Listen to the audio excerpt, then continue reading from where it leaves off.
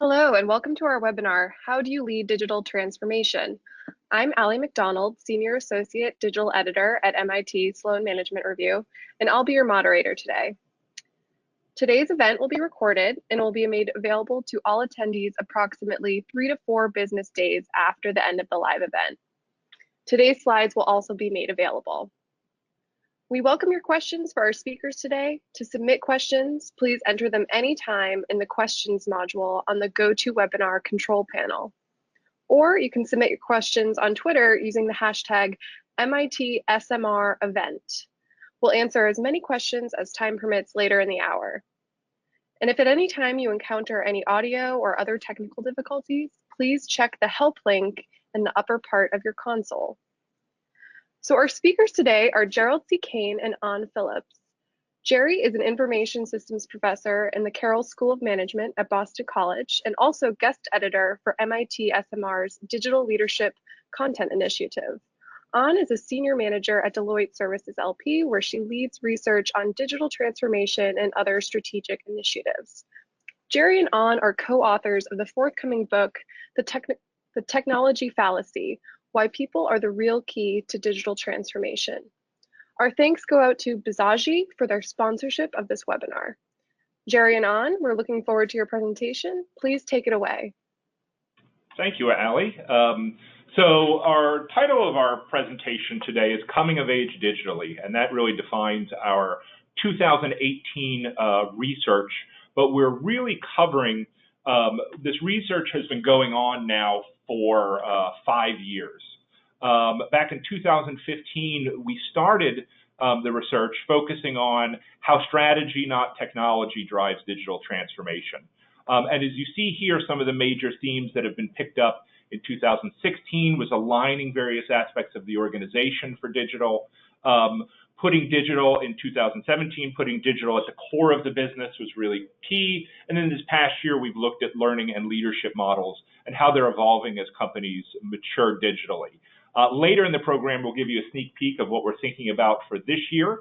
Our 2019 research is in play at this point, and we can give you some sort of previews as to what to expect there. As Allie mentioned, we are also co-authors of a book called The Technology Fallacy, being published through MIT Press in spring 2019. As a good marketer, I say pre-order your copy today. I don't know if you can actually do that yet, but just know that that's out there. But this whole concept of how people are the real key to digital transformation is really this underlying theme that has driven most of our research for the past 5 years. Oftentimes when we deal with technology trying to become more digital, they focus on the technology aspects of things. Okay, what do we need AI? Do we need blockchain? How do we do these things? And they often overlook the organizational aspects that need to accompany these technologies. And in fact, digital transformation, by our definition, may or may not actually involve technology as part of it. It may be about reorganizing your company so that you can be more agile, so that you can be more risk tolerant, so that you can be more experimental. And so really what we see is digital transformation is the unity of business strategy. Why are you doing these things? Talent for both employees and leaders. Do we have the skills necessary to engage in the digital world? And then culture. Is our organization, the way we do things, well suited to a digital environment? And those things, they have something to do with technology, but in fact, they are not driven primarily by the technology. It's more about how do organizations need to operate differently to lead or to compete in a technological world, which may or may not involve specific technological initiatives. We've been doing this now since 2011, and over this time we have had over 27,000 responses to our surveys. That's not counting the ones that we are doing now. Do you know how many we have this year? Over 2,000 so far. Okay, so we're on track again this year. We've interviewed over 150 executives at various companies.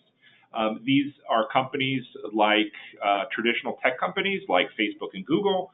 They are companies struggling with digital transformation and really trying to make themselves more digitally mature, such as Walmart, MetLife, John Hancock in recent years, as well as some startups that are coming along and really disrupting industries, and also thought leaders, other academics like myself, colleagues of mine, as well as consultants who are out there really sort of on the ground thinking and studying deeply about these things. Of our interview responses, about a third of them come from very large companies with over $1 billion in revenue. They come from 161 different countries around the world, 28 industries, and it's split about 60-40 international to United States. So we have a very diverse view, a nice snapshot of where things are as far as digital business goes, really around the world. So where are things now? What is the current state of play? What we're going to start is by asking you a poll question. And this is really the question that has defined our research, over the past 5 years.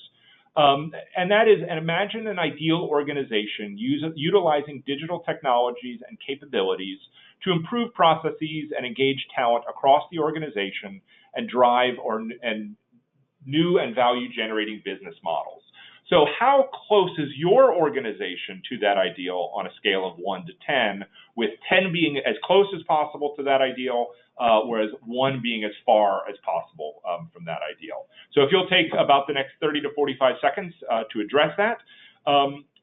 And I want to turn it over to An at this point. An, we've been doing this for the last 5 years together.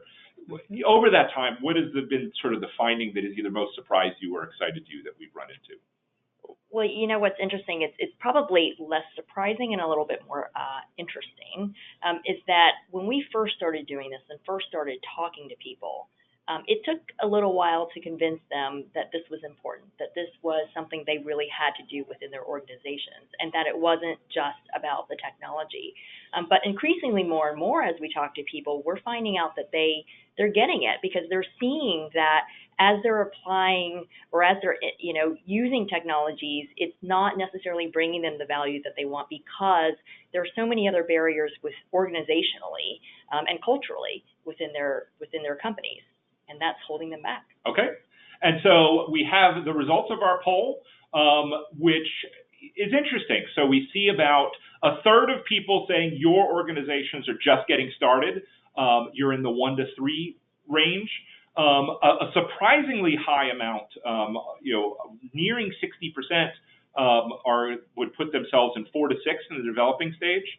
And then only about 10% would say we're maturing. We're in the 7 to 10 range. An, any thoughts on those results? It's different from what we've got, so yeah. Maybe we should go to the next one. And I think it's surprisingly a little lower, more clumped. Well, I think it's more clumped in the middle, which sort of, we may have a sampling bias here. The people who are interested in these types of webinars are those that are far, have gotten started, but realize that they're not far enough and want to get farther. Let me get back to my slides. And so here, over the last year in our 2018 result, which is how our respondents placed themselves. So about 25% said that they were in the 1 to 3 or early stage. About 44% said they were in the developing stage, and about 30% said that they're in the maturing phase. What was really interesting to us about this year's results was that it was the first time we had actually seen any significant movement for several years in these numbers. And if you look at the bottom of this chart, you can see where it's shifted. Nearly 10% fewer people indicated that they were in the early stage. And we see this shift where more people place their companies in the developing and in the maturing stage. I'm always reluctant to jump on results like this after 1 year, but they also matched a lot of what we've seen anecdotally in our interviews. We've seen companies that you wouldn't expect wrestling with digital maturity, really trying to figure out what this means for them. And companies that had sort of been watching from the side before really were jumping in much more significantly. A great example that led our 2017 research was the financial services company, John Hancock. They're a 150-year-old company, very traditional, had hired a core team of about 12 people to come in and really lead their digital efforts, including the chief marketing officer. And from there, we're really using that new talent to drive digital change across the organization. So a company that didn't think they needed to get digital were really making some significant bets and significant investments into making that happen. And I think we're seeing that across multiple industries and at more traditional companies. Despite the fact that we've seen some movement in these numbers, that doesn't mean challenges don't still exist. I suspect the reason that many of you are here is to try and figure out how do you overcome these challenges and make yourselves a more digitally mature company? How do you transform? When we asked respondents what are the biggest barriers or the biggest challenges they face, experimentation topped the list. And this also plays out in our interviews. Companies are saying, we don't know what this digital future looks like. It's hard to be perfect all the time. How do we take risks? How do we step outside of our box and experiment? A great example here is the company GE. GE's stock price is being pummeled lately for all sorts of other reasons.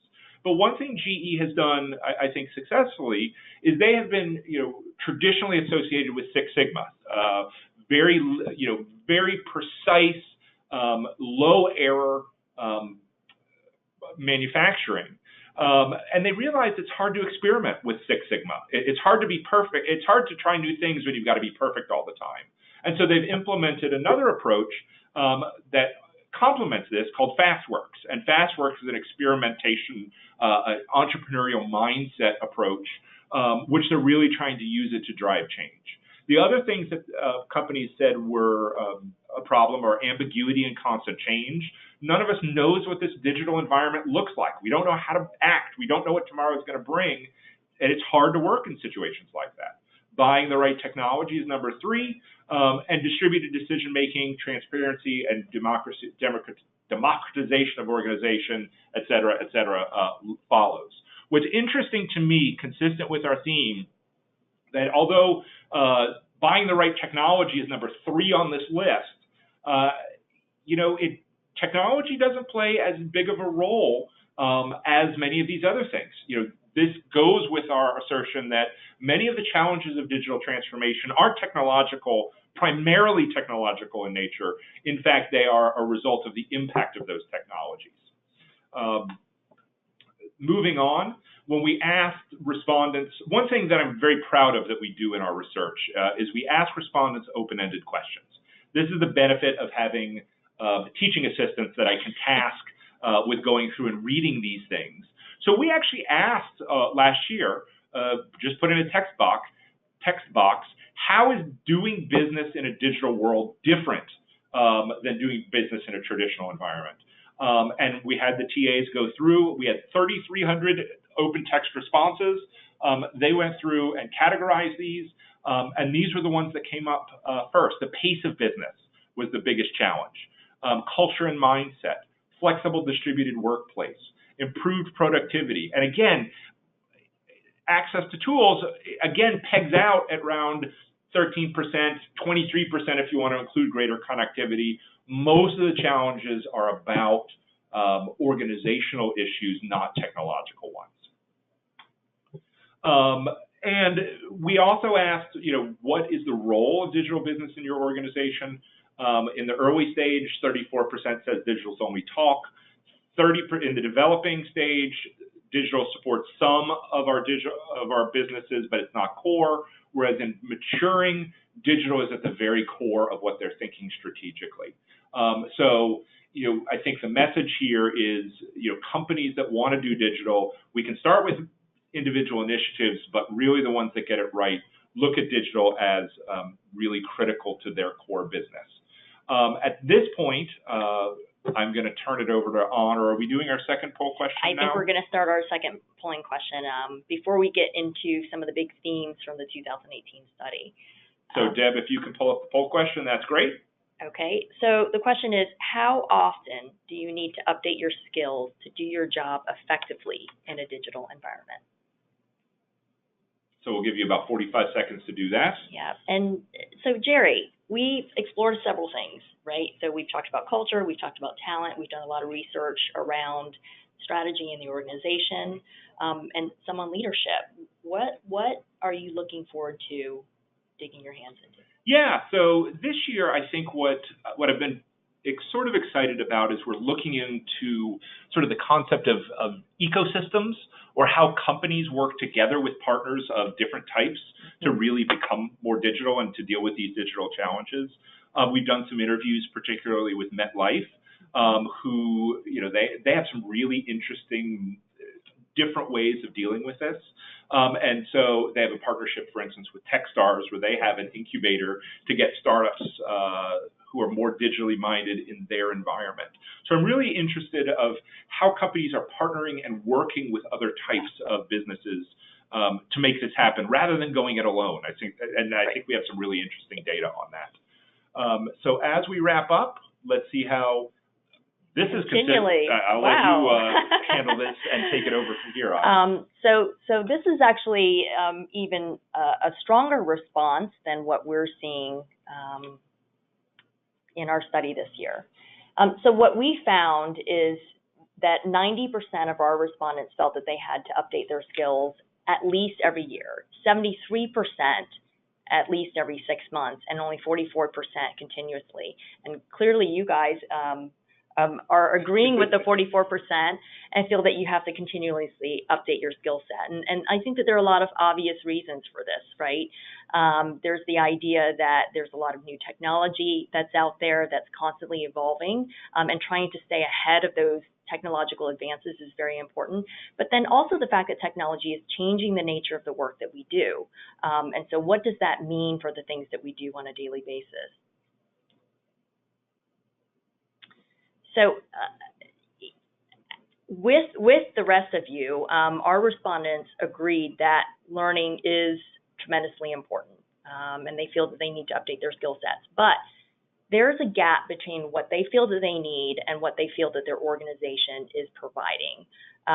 So if you take a look at the blue bar, people feeling that they need to update their skill sets, and then the sort of taupe colored bar on the bottom, there aren't many organizations that are actually supplying the opportunities to learn and to grow that their employees need.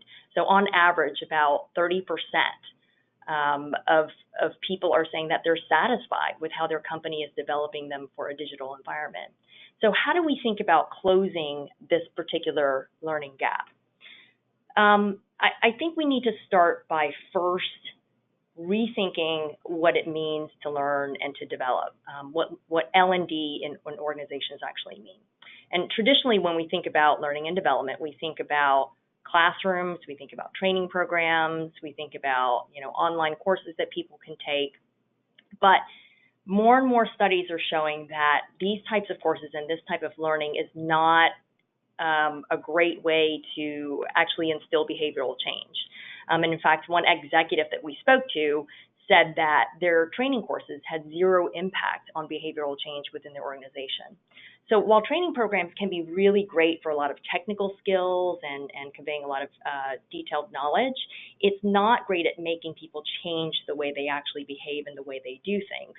Because in order to do that, you have to take the knowledge that you're learning within these courses and apply them and do something with them. So you have to go from just hearing about it and understanding it to actually figuring out how to do it yourself. And that's why on-the-job learning becomes so critically important. And if we look at our digitally maturing organizations, 27% of them believe that the most important kind of learning that they get is on-the-job learning as opposed to training programs. So we really need to think through how to make learning a lot more experiential as opposed to just receiving knowledge and receiving content. Another reason why training programs, while effective for certain things, can be very limiting, is that it takes time to develop training programs. And the rate of knowledge, new knowledge that's being developed is so fast that training programs are having a hard time keeping up. And then finally, there's this whole realm of knowledge that has yet been undiscovered and needs to be created. And so that's really where training programs are very limited, and really on-the-job learning and really, experimenting actually becomes much more important. And so if you think about individual learning, it's also really, really important to think about the way the organizations learn. So people within the organizations need to learn, but also the organization itself needs to learn. And so we talked a little bit about this idea of new knowledge, right? New knowledge being created. And a lot of that happens through experimentation.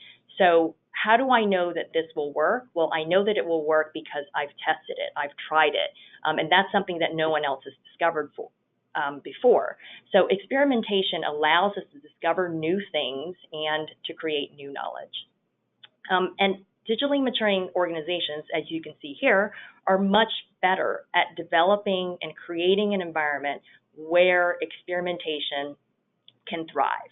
So they're much better at encouraging new ideas to be shared and tested at all levels of the organization, not just at the top.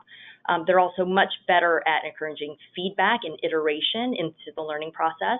And very, very importantly, they're better at their leaders sharing the results of failed experiments so that the entire organization can continue to learn. So why is it that learning is so important? Well, it turns out that, if you look at what organizations are thinking about in terms of their talent, there's a huge amount of untapped potential lying within a lot of organizations. 72% of early stage companies say that they lack sufficient talent to actually implement their digital initiatives. But at the same time, these companies, only 20% of them, or less than 20% of them, are saying that they're effectively utilizing the talent that they have. And so you've got over 80% of people saying, we're not even using the people that we have. So there's a huge amount of untapped potential that learning can really help solve. In contrast, you have digitally maturing organizations who not only are much less likely to say that they lack sufficient talent to support their organization's digital business strategy, but they're also much more likely to say that they're effectively using the digital knowledge, the skills, and the experience that they have today within their organizations. And most importantly, they're providing their employees with the resources and opportunities to thrive in a digital business. And really what that translates to is giving them an opportunity to learn and to grow. And if you see here, it's the primary way that digitally maturing organizations are actually developing the skill sets that they need for a digital age. So their first primary way of developing that skill set is to develop employees. The second way that they do this is to recruit employees from everyone else. So their primary way is, first, let's look within our organization and see what we can do to cultivate the knowledge and the skills that we need, and then let's go poach everyone else. And they're at an advantage in these two regards because digitally maturing people want to work for digitally maturing organizations, and our studies over the past several years have shown that over and over again, that people want to work for digitally maturing organizations and are much more likely to work for a digitally maturing organization than one that's behind. Secondly, people want to learn and to grow, and that has been proven through a number of psychological studies about people's desire for growth and meaning in their work. So if you put this all together, you can look at a potential risk that organizations face if they're not developing their people. So not only will they not have the skills that they need, but they could potentially be losing it even faster. So what we found in our study is that people are 15 times more likely to want to leave their organization if they do not get opportunities to learn and to grow.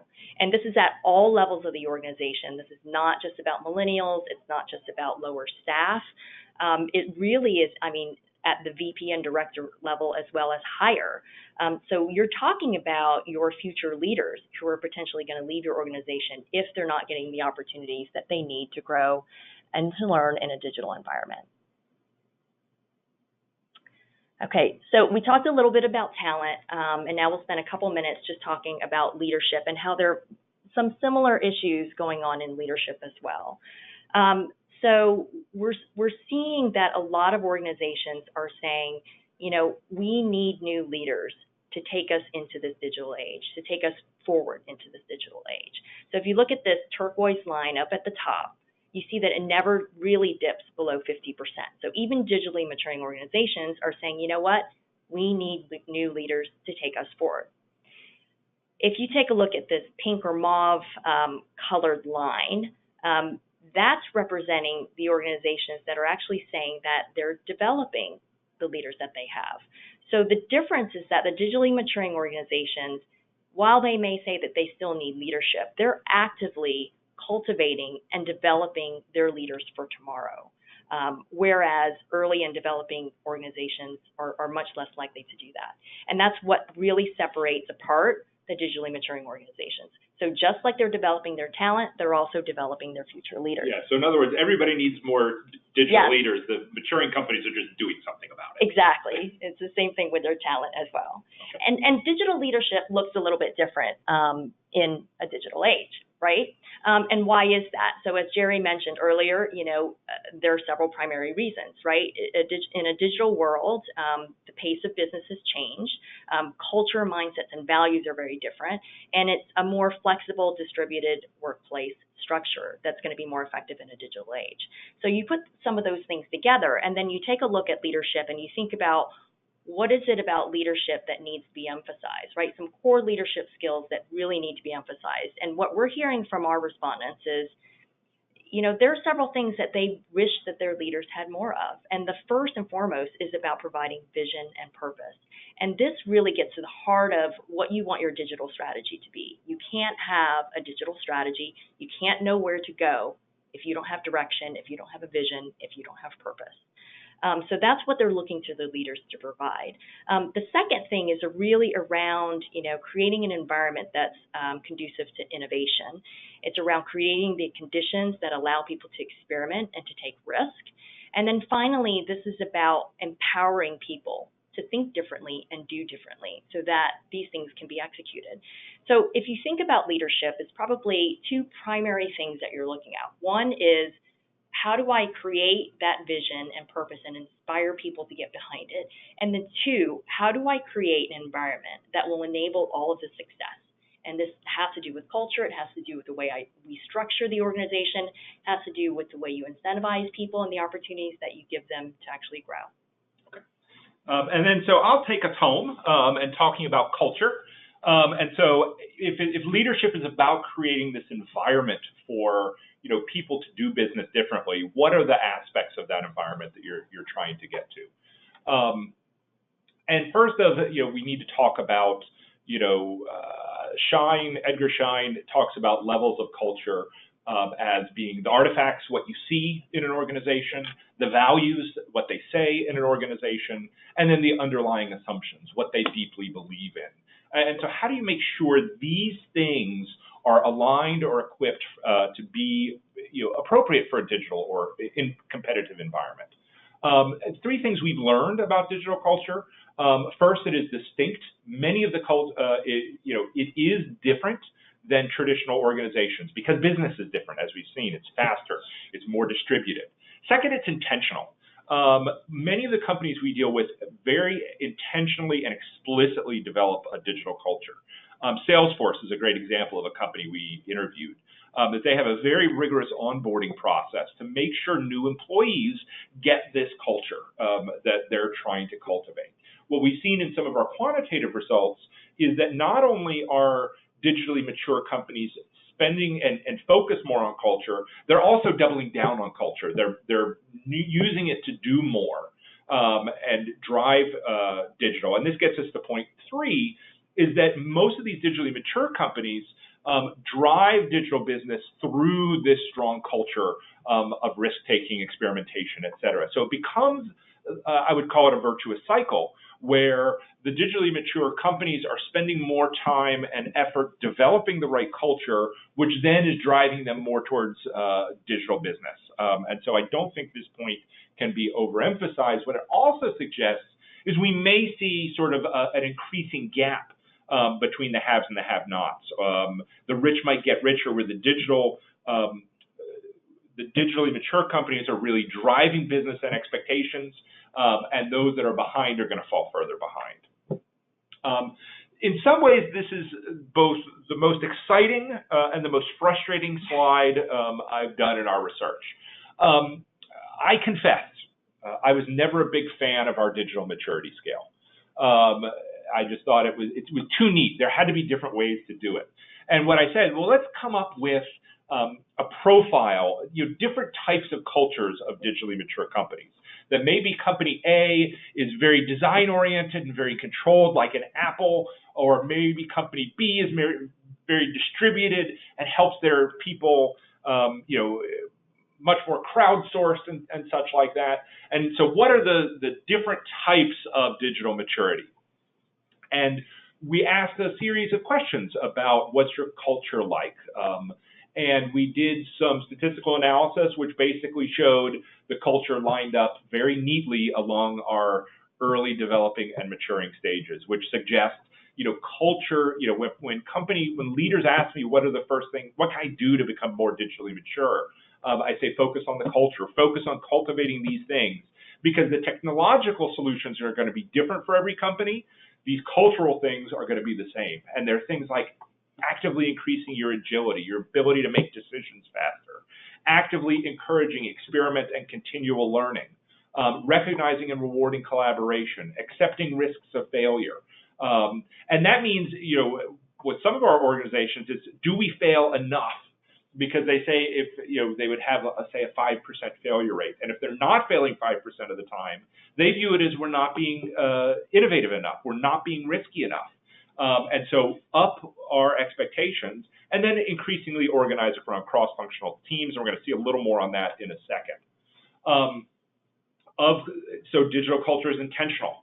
80% of those in the digitally maturing stage, we are actively implementing initiatives, 23% of early stage. This is a huge gap between the early, in fact, probably one of the biggest gaps.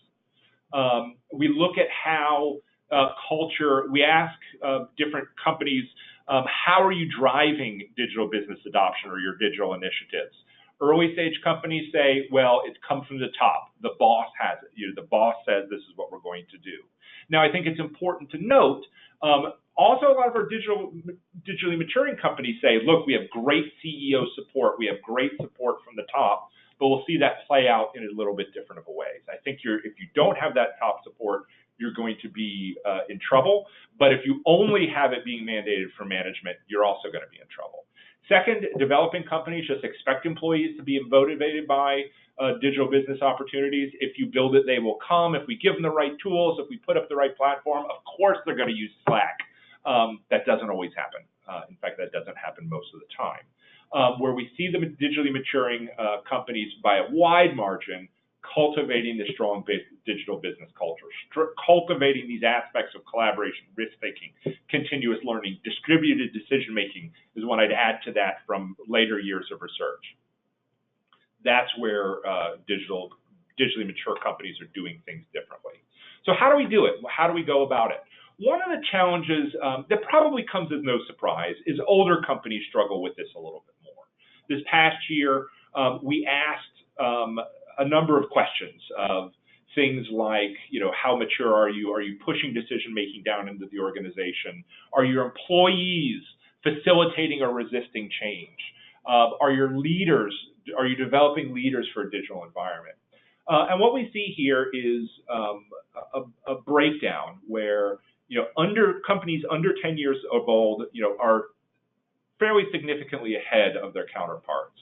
10 to 50, are struggling, but they're making changes. And if you're over 50, those are the companies that are furthest behind the 8 ball. What surprised me here was that that 10-year gap. That between 10 and 50, we're all in the same boat. So even companies like Facebook are actually waking up to it. They're in a different technological reality than they were when they started. I remember as early as 2012. people were asking, can Facebook make the shift to mobile? And they've clearly done it. But they haven't been able to just set up their business and exist. We all need to continue evolving to this new digital environment so that we can continue to remain relevant.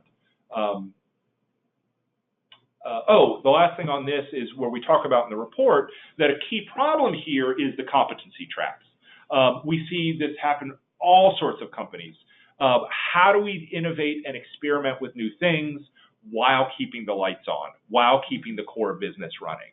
And that's a challenge. Does it mean it's easy? No. Does it mean we can avoid it? No. But it's a challenge we all deal with, and just know that's a normal part of the challenge.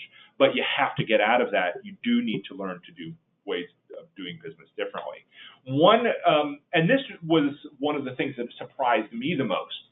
Given our focus on experimentation, I was expecting digitally mature companies to experiment more. And in fact, what we see is even early stage companies experiment. What really just sets the maturing companies apart is they do something with it after they experiment. We call this in the book, fail early, well, fail fast, fail often, but have the courage to succeed, or something like that. That what we see maturing companies do is once we have a successful experiment and once we see there's a different way to do business, we use this then to drive change across the organization. That's what impressed me about John Hancock. It wasn't just that they set up a digital incubator or a new app team in San Francisco, is that they were using the lessons learned from that to drive change across the entire organization and do business differently.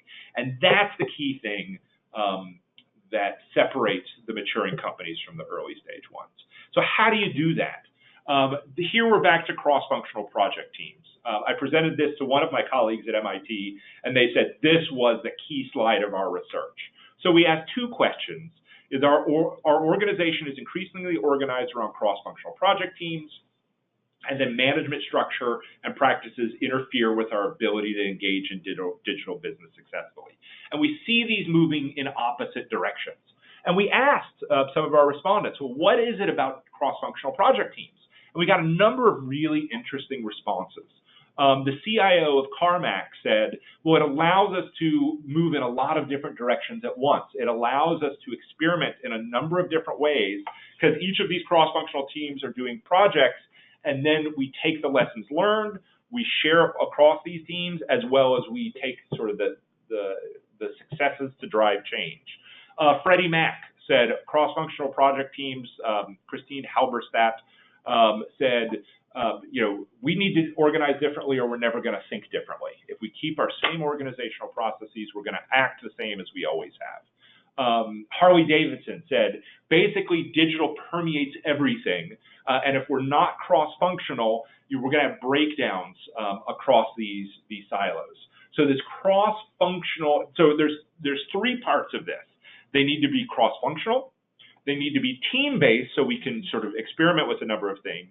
And these teams need to be empowered. Decision-making is pushed further down into the organization, which is what we see here in this next slide. Companies are pushing decision-making down into the organization. What's really interesting to me is there's a big, we don't have a slide on this, but there's a big disconnect between the C-suite and lower-level employees about how well this is actually happening. And it's not clear to us, well, some of our evidence suggests it's not as much that management is unwilling to let go of control. It's that employees are reluctant to step up and take it, and take this authority. And so going back to those leadership lessons, how do you inspire people to step up and take a more active role and empower them to do that? And our final slide is really looking at who is leading digital initiatives. In early stage companies, we see fragmented, much more IT driven, marketing driven, whereas in developing and maturing organizations, it's much more driven through the CEO's office. They can start as separate one-off initiatives, but they need to be integrated into the core. What's really interesting, and I think you don't see necessarily, except for that bottom, the only other thing that increases, so CEO's office increases throughout the entire time. The only other one that increases is product development. And so it really raises the question, can you use product development as a mechanism for digital transformation? Release innovative new products, which makes you start thinking differently. That's just something I've been thinking about. We're about to wrap up and open up to questions. And in fact, why don't we just stop there and open it up for questions? That seems like a good spot to stop. Allie, are you out there to be able to field questions for us? So we are live.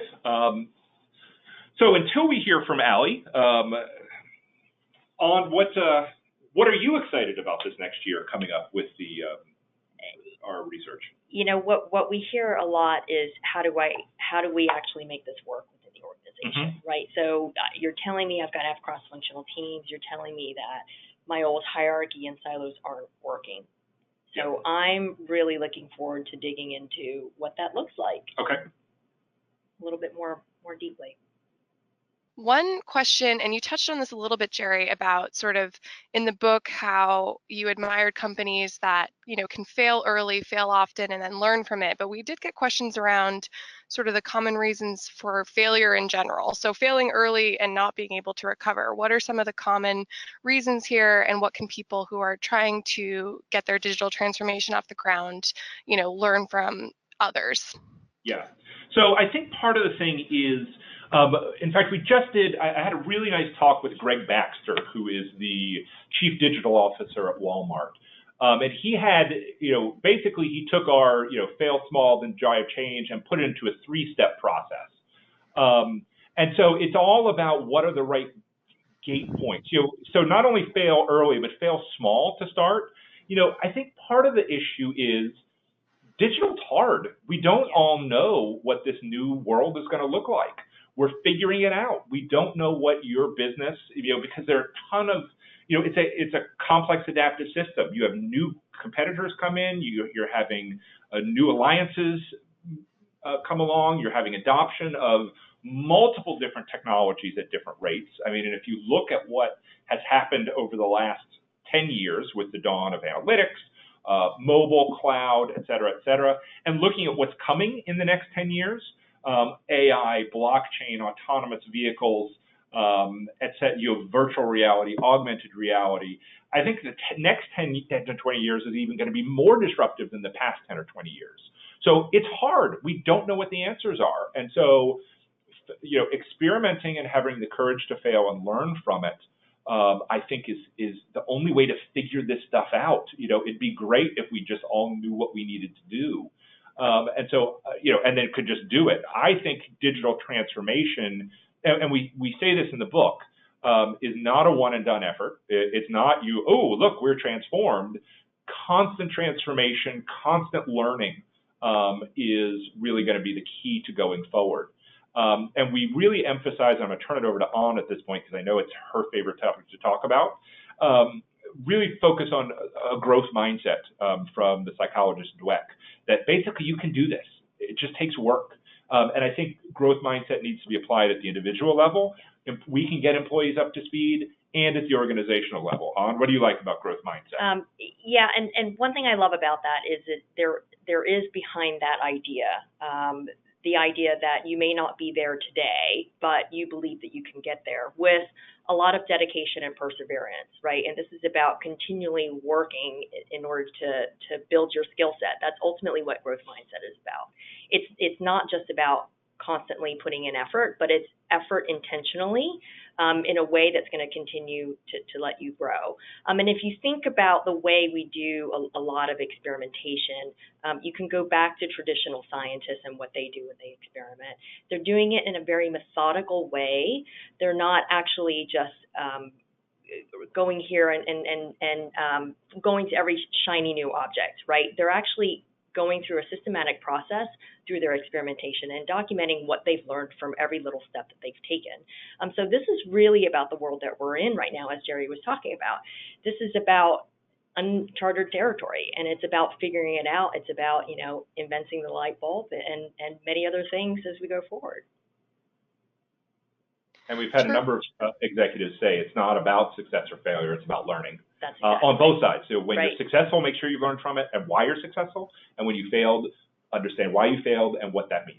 Exactly. And so it's the learning that is the key. So it's maybe about just changing your dialogue around this. Instead of talking about success and failure, talking about, our learning process. Terrific. Yeah, I think the theme here of kind of shifting mindset and continual learning is really important. So thank you guys for answering that question. So one of our next questions was around customer experience. So the person asked, with digital transformation at the forefront of how we're managing customer experience, how do organizations, strike a balance between innovation and while not changing the core business? But then the person, I think, what's interesting is they wrote in parentheses, or should we? So, there's this balance that needs to be struck there. And, what are your thoughts on that? Yeah, that's a good question. What was interesting when we spoke to the Chief Human Relations Officer of Walmart is what she really talked about being the driver of their digital transformation was they're being pulled by the customer, that they realized that the customer wants to do retail differently. And Walmart said, if we're not getting there, we may be out of business in 10 years. And when Walmart, the 600-pound gorilla saying we need to change because our customers expect more, that should be a sign. The other thing that was tricky about this is, so we were talking about to Christine Halberstadt of Freddie Mac.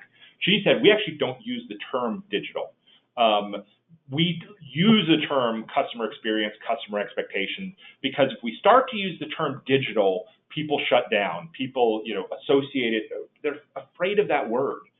Digital transformation by any other name would smell as sweet. And so it's about it is about customer expectation, and it may involve changing your core business. I do think it at very least changes how you relate to your customers and at what level. But it may also require some change, at least making sure digital is at the core, whether or not it changes, it needs to be at the core of the thinking and of the strategy. Yeah, and just to stress that point a little bit more, if you think about the way you approach your digital strategy, having it focused around your customer will enable that, right? So if you're focused on the needs of your customer, not just today, but in 10 years, it'll give you some sense of vision and direction about where you might go. And as Jerry said, it might mean pulling away from your core. But in the meantime, I think the question was really about how do you do both, right? How do you sort of support your existing customers and then think about the future? Well, you do have to support your existing customers, but you also have to recognize that their needs and wants are going to change in a few years. So how do you prepare to support them in the future? And so there are several ways to think about doing this, but lots of organizations can call it ambidextrous organizations, having sort of one hand on keeping things running, but then also shifting gears and trying to think through how do I prepare myself for the future. And I think increasingly, especially a lot of legacy organizations, are going to have to do a lot more of that. Terrific. Thank you both. And that kind of dovetails into another question we had sort of around legacy companies and the older structure that some companies have in their organizations and how that can, be a problem for digital transformation. How should folks in those kinds of organizations deal with the existing reality of, hierarchy and structure? Yeah, and I wish I had a really nice, clean answer for that. And I don't, it's a problem, but again, I think it goes back to the growth mindset, that if you just say you're a legacy company, we can't do this, we can't accomplish this goal, this isn't us, you're going to fail.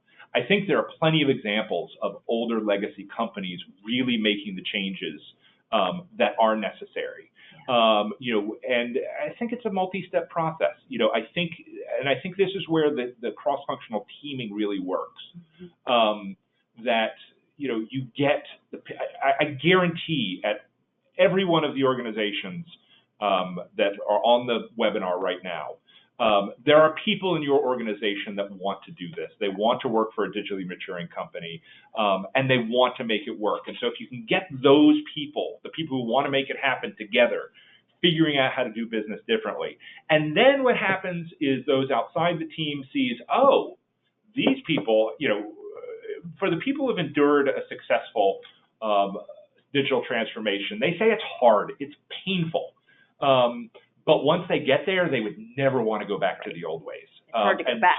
Yeah, and so you need those examples, those short wins, doing it on a team basis, figuring it out, and then moving new people through that team. The other thing that happens is, leaders in multiple organizations have said, and there's a small percentage of our employees who never want to do it, and we have to figure a way of exiting them out of our organization in a humane way. Because people ask me, what if our employees don't want to use Slack? What if they told you they didn't want to use the telephone or email in this day and time? That's just not feasible. And so we as companies need to sort of, it's both the carrot and the stick, and it just needs to be a very intentional process, one step at a time. With that, the leaders providing the vision of where the company wants to go, highlighting the successes. It's part cheerleading, part org management. Yeah, and the nice thing is all the evidence in our research points to the fact that people really do want to work for digitally mature organizations. The vast majority of them do. So it's not likely that you'll have a large number of people in your organization who are going to be resistant to it. But having the right kind of vision that will propel them forward, having some of that motivation, being the cheerleader, having a sense of purpose for the organization are all things that will help spread that sort of mindset and get them to think a little bit differently. And then a lot of this really is about getting people to think differently and shifting the mindset of the people within your organization to stop thinking that you are, this traditional organization, Yep. and to have a vision for how your organization can be more nimble and more agile for the future. And ultimately, that's why we wrote the book that we wrote, is a lot of times executives just they focus on the technology side of things, and they don't think about the necessary organizational changes that need to go along with that. And so hopefully if we can just start talking about these questions and and I often talk about digital maturity. It's not about becoming more mature. It's about becoming less immature. It's getting rid of those boundaries that are holding you back, getting rid of some of that bureaucracy so you do free the organization up to do business in a different way. Terrific. And the great thing about both of you is that you've answered so many other questions within my initial question. So I can See, you were good. So good. So one thing that did bubble up in a few questions was the idea of new roles that are emerging or coming out of digital transformations in organizations. In your research and work that you've done, are you encountering job titles, new roles in L&D or leadership that signal an awareness of digital transformation as part of the culture of the organization? You want to start with this? Yeah, one? I think the obvious one is the chief digital officer, right? And that's been growing over the past number of years, and increasing. And it may be the kind of thing where we need that role right now, and we need it for the next number of years. But 10 years from now, maybe there is no CDO because the entire organization is digital. And everyone's already thinking that way. I think if you think back, years ago when we had, email, there was probably someone in charge of email. And now it's just part of the organization and part of the operational process of the organization. I think a bigger risk is that you change the title, but you don't actually change anything about the job. Yeah. It's easy to slap the title of chief digital officer on somebody, but not actually fundamentally change the way Right. business works. So I really think, yes, some of these roles may be important interim roles, but I do think digital is it's going to touch all aspects of the organization. And so it's going to mean that everybody needs to figure out how digital affects their job. And I think that those roles will continue to change and evolve, right? A number of years ago, we had people who specialized in social media, and now it's really becoming part of everyone's job to a certain degree. And there are fewer specialists in that. So I think that that's something that will continue to grow and evolve. What was interesting when we spoke to a woman named Miley Carnegie, who was with ANZ Bank in New Zealand. I think I pronounced New Zealand right. I'm not sure I pronounced the name of the bank right. Really talked about leadership differences. And really, so one of her sort of philosophies is that, one of the challenges with digital is most managers have gotten promoted up to the point where they don't actually have, working knowledge of their field of expertise anymore. So their CMOs are not actually doing marketing anymore. They're doing management. They're doing management. And the problem with that is that marketing has changed over the last 10 years. And so one thing they're doing is making sure that their leaders still stay operationally involved in the business at certain levels so that they can understand how that fundamental business is changing, and they're not being promoted up to the point where they don't see those differences. So that's another thing. I would say it's not about new roles, but all roles becoming new in different ways. All roles shifting in some way. Yeah.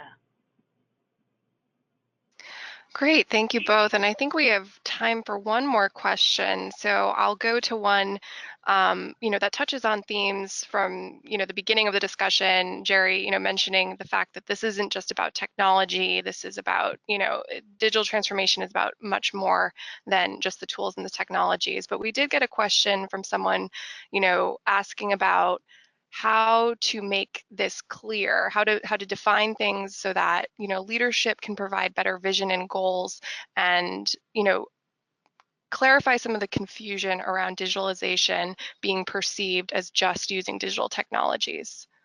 Yeah, I think there, again, hopefully our book will help.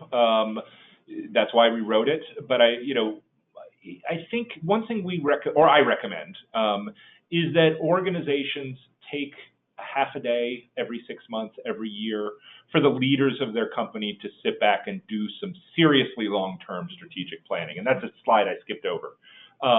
We recommend a zoom in, zoom out approach where, you still plan at the 12 to 18 months time frame, but then a couple times a year you take a step back and you think at a 10-year time frame, and how is your industry going to be different? And so you have those, are you going to get it right? Probably not. But unless you're thinking at that level, you don't start thinking about the scope of the changes that are necessary, the types of big transformations that are coming down the pipe. And so, some of it is just about making sure. And the other thing is, many leaders don't have what I call digital literacy.